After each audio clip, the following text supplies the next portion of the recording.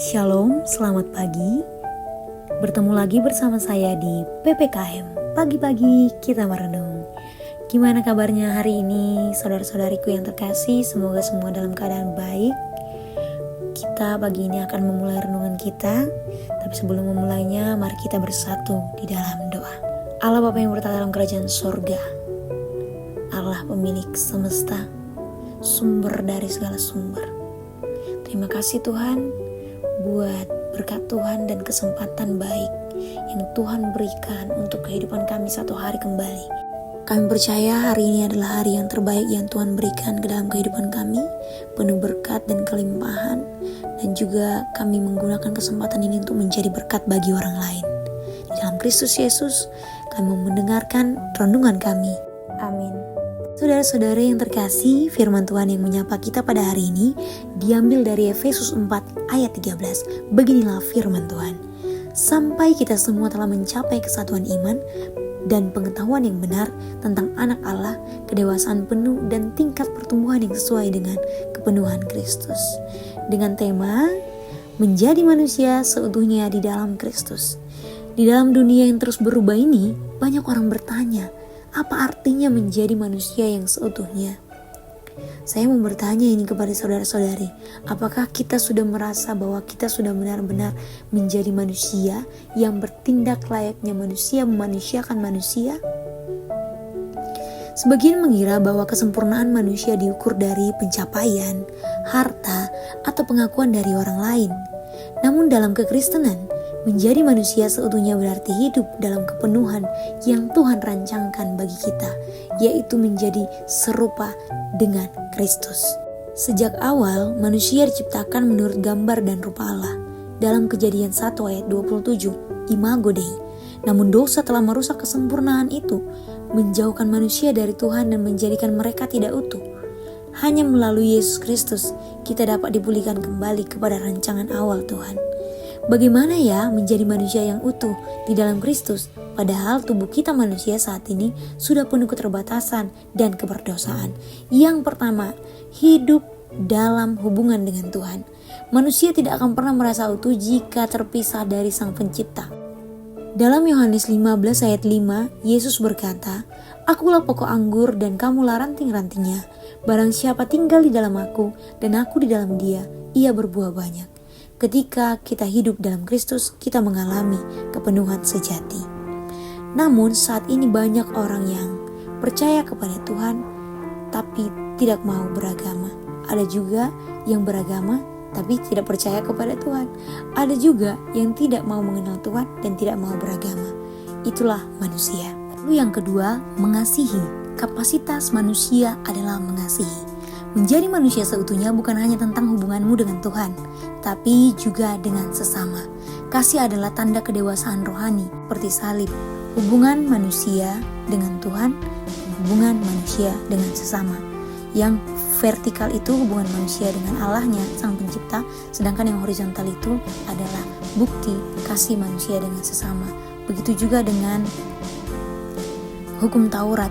Hukum Taurat pertama sampai keempat itu hubungan manusia dengan Tuhan, sedangkan yang kelima sampai ke-10 itu hubungan manusia dengan sesamanya. Yesus mengajarkan bahwa hukum terutama adalah mengasihi Tuhan dan mengasihi sesama. Matius 22 ayat 37 sampai 39. Lalu yang ketiga, bertumbuh dalam karakter Kristus. Efesus 4 ayat 13 berbicara tentang kedewasaan penuh dan pertumbuhan dalam Kristus. Ini berarti kita terus dibentuk dalam karakter yang dimiliki oleh Kristus, memiliki kasih, kesabaran, kerendahan hati, dan ketaatan kepada Tuhan. Itulah pertumbuhan yang diinginkan. Jika kita tidak mengalami pertumbuhan, apakah kita masih layak dikatakan manusia ciptaan Allah? Lalu yang keempat, menjalani panggilan hidup. Tuhan menciptakan setiap manusia dengan tujuan. Menjadi manusia seutuhnya berarti menemukan dan menjalani panggilan Tuhan dalam hidup kita, baik dalam pekerjaan, pelayanan, maupun kehidupan sehari-hari. Tertulis dalam Yeremia 29 ayat 11.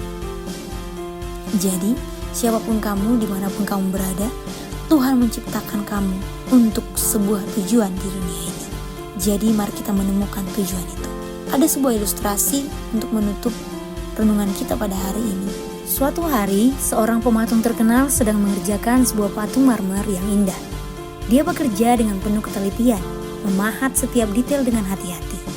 Seorang pemuda yang lewat melihatnya dan bertanya, "Pak, bagaimana Anda bisa membuat patung yang begitu luar biasa dari sebongkah batu biasa?" Sang pematung tersenyum dan berkata, "Aku hanya menghilangkan bagian-bagian yang tidak perlu. Patung-patung yang indah itu sebenarnya sudah ada di dalam batu ini. Aku hanya membebaskan dari segala sesuatu yang menghalangi keindahannya." Ilustrasi ini menggambarkan bagaimana Tuhan bekerja dalam hidup kita. Kita diciptakan menurut gambar dan rupa Allah, tertulis dalam Kejadian 1 ayat 27, Imago Dei. Tapi dosa telah menutupi keindahan itu, seperti bongkahan batu yang kasar dan belum berbentuk. Melalui Yesus Kristus, Tuhan mulai memahat hidup kita, menghilangkan sifat-sifat yang tidak sesuai dengan kehendaknya, seperti egoisme, kesombongan, amarah, dan dosa lainnya. Proses ini memungkinkan kita akan mengalami berbagai penderitaan dan penyakit, tetapi itu diperlukan agar kita dapat menjadi manusia yang seutuhnya di dalam Kristus. Seperti yang tertulis dalam Efesus 4 ayat 13, Tuhan ingin kita mencapai kedewasaan penuh, bertumbuh hingga menjadi serupa dengan Kristus. Itu berarti hidup dalam kasih, kebenaran, dan panggilan Tuhan. Ingat saudaraku, jangan pernah menyalahkan siapapun dalam hidupmu. Orang baik memberikanmu kebahagiaan, dan orang jahat memberikanmu pengalaman.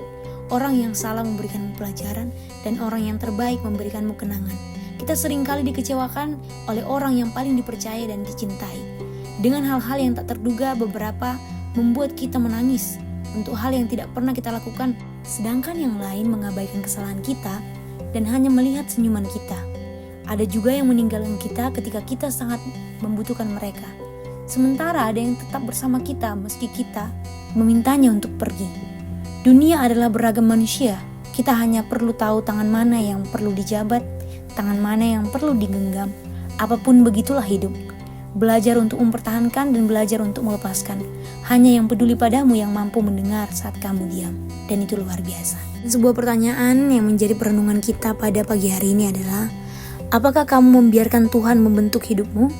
Adakah bagian dalam dirimu yang masih perlu dipahat agar semakin serupa dengan Kristus? Mari kita berdoa. Tuhan, bentuklah aku menjadi pribadi yang utuh dalam Engkau.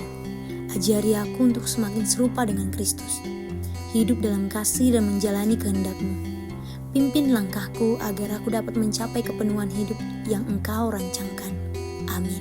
Baiklah saudara-saudara yang terkasih, terima kasih sudah mendengarkan sampai akhir. Semoga firman dan renungan ini terus memberkati dan memberikan kita energi baru setiap harinya. Shalom, sampai ketemu besok ya.